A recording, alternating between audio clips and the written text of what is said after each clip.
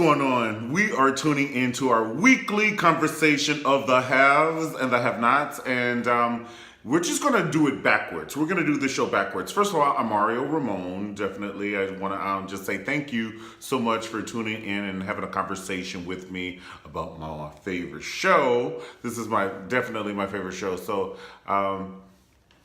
thank you for having a conversation with me. But I just want to start out at the hospital where David is and just reminisce about some of the things that are going on there. Okay, so I just want to start out probably with the nurse's station, when Justin's crazy but kept calling the nurse, the cute nurse that Jeffrey went to school with.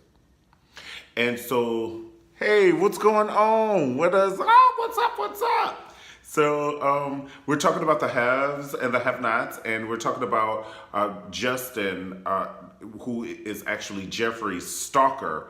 He's like a stalker, and he keeps calling this guy who he thinks like Jeffrey. He thinks anybody likes Jeffrey. Like, if you are on customer service and Jeffrey gets you on the phone, he thinks Jeffrey likes you, and he thinks you like Jeffrey. If you have road rage, he's gonna think that you're role playing with Jeffrey. So he's a little touched in the head. Okay, so Jeffrey's police officer, and plus he got suspended because he was gonna make Jeffrey's straight best friend for life suck his wahoo for some heroin in the police department. You don't know Nan that's been the places I've been. You don't know Nan. This is too much. So we already know that Justin is the police officer's name. He is distorted. He's just like mentally distorted. And he left his wife, and then he got busted. He got busted like having sex with Jeffrey because Jeffrey's mom filmed it with her cell phone and then gave it to the people. And Jeffrey, it's too much. My head is gonna explode. It's too much. Okay, so let me calm down. Justin, the police officer, was married to a judge. And it got exposed that he was having relations with Jeffrey, Justin and Jeffrey. Okay?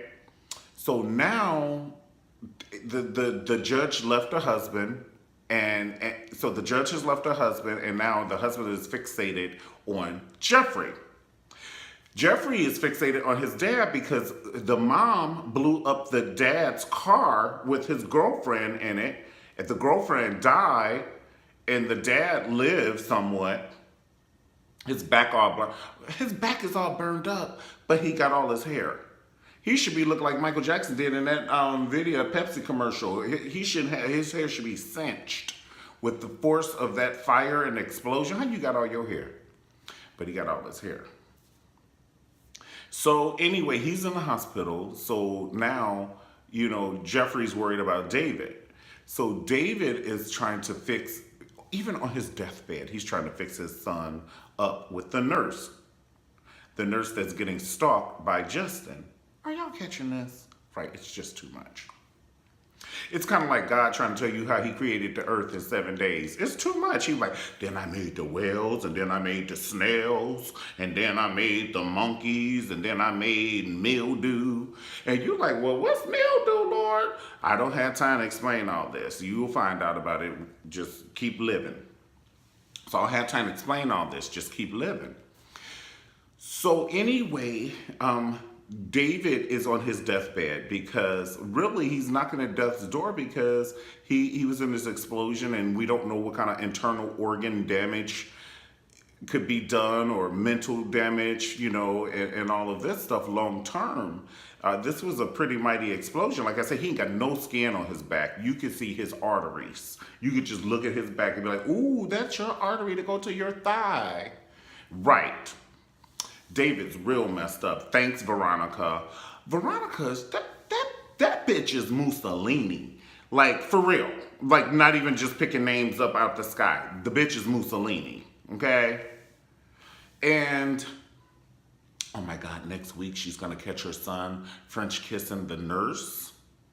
So the dad is trying to hook the son up because he wants his son to be happy, even if he's gay. And the mother is like, I will kill you in your sleep. And you know that. Like when Shanae told Gina, I don't like you, bitch. And you know that. You don't have to hear it on the street from nobody else. I don't like you, and you know that. I will kill you in your sleep, and you know that, Jeffrey. I don't know why you continue to play with me. Jeffrey got two stalkers. He has Justin, and he has his mother. Jeffrey can't get his nipples rubbed at this point. He can't even get his nipples rubbed because one of these freakers is going to show up. It's just too much.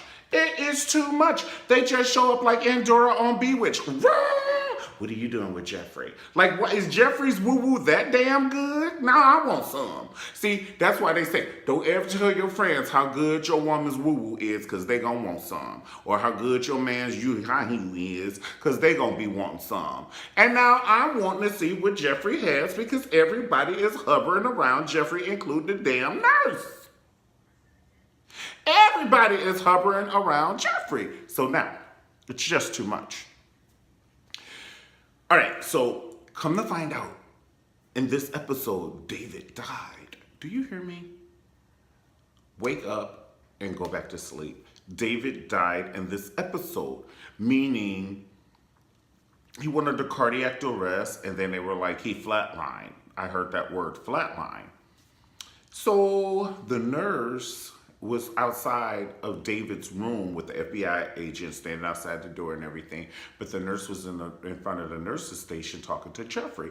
And the nurse was trying to tell Jeffrey, he was like, man, that dude called me like 10 times in a row, back to back to back. And even the nosy nurse co-worker, she was like, who's that calling you? Bitch, none of your business. It's my phone. Are you helping me with this bill? And even if you are, it's my phone. Who's calling you like that? I have some good hee-haw, and they want some more. Shit. And I'm dating 2 people, so that's why my phone's ringing off the hook. Because my milkshake brings all the way to yard. And damn right, it's better yours. I could teach you, but I have to charge. How much money you got? Okay. So the nurse was sitting in front of standing in front of the nurse's station talking to Jeffrey. Telling Jeffrey about his crazy boyfriend, and then he handed him this pamphlet about domestic violence. And then Jeffrey was like, I'm not in a domestic violence situation. And that nurse was like, shit. He was like, because every time he comes around, you have that look. And he was like, what look? He said, the look you're about to make right now, because Justin was right there indoor. He's right there. He's right there. He's always right there. I just can't take it. That's the joker you need to be electrocuting, not your mother. Well, you should have electrocuted her too, but you should electrocute Justin too. Benny is not about to sign that millions and millions and millions and millions and millions of dollars over. He's not gonna sign it, and Hannah is not gonna sign it so he can have it. So the money's gonna just stay laying dormant, and that bank account, baby, it is just gonna be like, nobody's going to be able to touch it. Live off that interest, live off the interest. But Jim is so disrespectful because Hannah went to go tell Catherine, woman to woman. She didn't even call her because I would have called her. I would have like, Benny's not signing, and because I wouldn't even want to deal with her face to face. But Hannah is a good old, honorable, church woman. I mean, she reads Job on the daily. Like, I guarantee you, Hannah knows the verses from Job like the back of her hand. And definitely the verses from Psalms. I believe that. I do believe that. But even though, with knowing all those verses, they have Hannah cursing at the end of the driveway.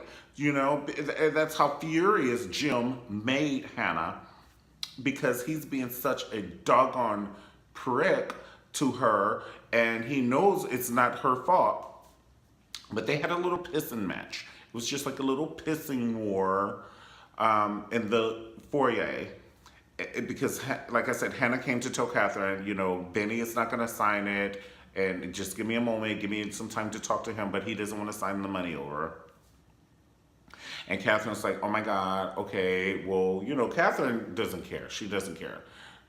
Catherine doesn't care. I just don't think Catherine cares, even though it's a substantial amount of money. I just don't think Catherine cares. Catherine's over it all. And I think she just became numb after her daughter died. But even Jim, he lets Hannah have it. He's cussing her out. He was like, "You low class bitch," and your daughter's a hoe, and the apple doesn't fall far from the tree. And he's just letting her have it. And my thing is, that could start a war, you talking to someone like that. You know, even if she was going to give Jim the money back, the fact that he's calling her bitch and calling her a whore and calling her daughter a whore, even if her daughter is one, you can't, like, we know water is wet, but we don't be like, oh, this water is so wet. We just know it, and we just move on about our day. So, Jim, we know Hannah's daughter is a hoe, but let's just move on about our day, and let's not call this heifer a hoe. So anyway, he curses Hannah out, and Hannah storms out, and then he said, "Have fun driving off in my dead daughter's car." And that was the nail. That's that nail they use when they close Sade's casket. You know the singer Sade? This heifer wakes up every 10 years to do an album. So, but they have to nail that casket shut, honey, so they don't want no air, no light to get in that casket with Sade. They knock on her casket when it's time to make, Miss Day, it's time to make an album. And then she just stands up barefooted and shit. You know that she's beautiful. She ain't aged a day. That's why I call her a vampire. Vampires don't age. But let's get back to the have and the have-nots. Okay, so the president wants to marry this hoe that we talking about.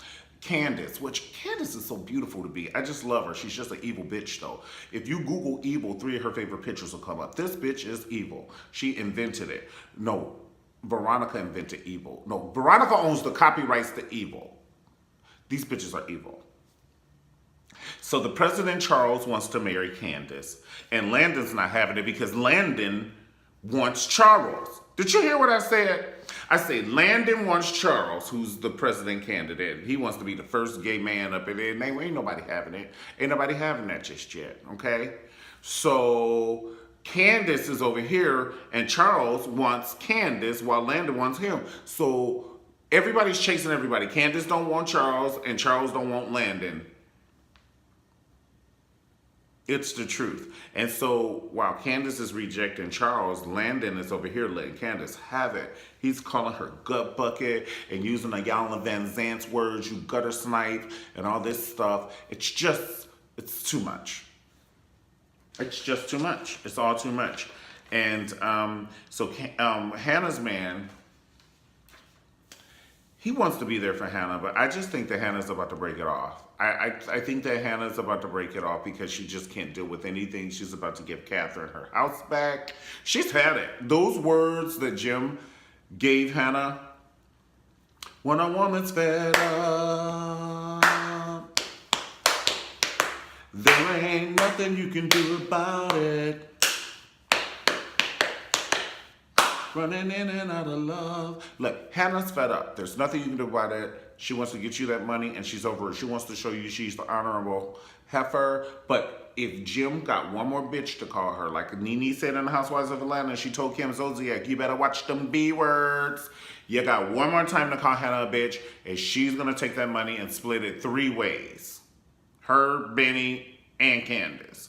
Call me a bitch one more again. I'm waiting. The clock is ticking, bitch. The clock is ticking. Say it again. And then she should lick her finger and then hit him on his forehead. Call me a bitch again. Say it again, and then do it again. And he be doing like that. And you better be quiet as a Chinese library, Jim. She got your money. You got something that you need something she has, okay? Veronica with her evil ass. She evil. But she evil with the B. Evil. With the B. Evil. Just evil. And she comes with that little tilted dress on with the ruffles at the bottom. Oh, I love her. She comes and she sits at the bar with her little gift, which isn't a gift, it's her son's shirt. And she's like, use this to get him or something. I don't know. But she's gonna kill you, dude.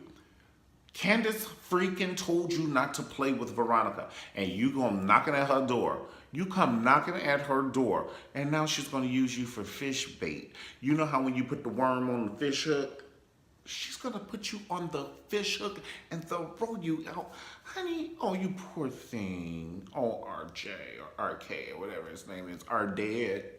Our dad. Yes, our dad now. It's just too much. So we have to wait and see next. Hold on, make sure we didn't forget anything. But we have to wait and see next week. I think next week is going to be a little bit more exciting.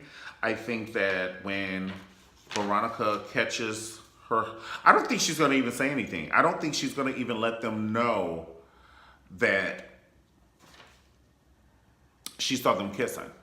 I don't think that Veronica's going to say anything. She's just going to let it fester and bubble up into her evil soul until she just wants to do something to her son, which she already does. She wants to frame him. She doesn't want to kill him, but she does want to frame him. And she's just evil. Do as I say, period. Don't do as I do, just do what the fuck I said. Period. I'm Veronica. All right, guys, I'll see you next week. If you like the video, definitely like the video and comment on any of the conversation topics that we've touched on tonight. Definitely comment. All right, I'll see you guys next time on the Mario Ramon discussion for the have and the have-nots. We always come on live 15 to 30 minutes after the show. It depends.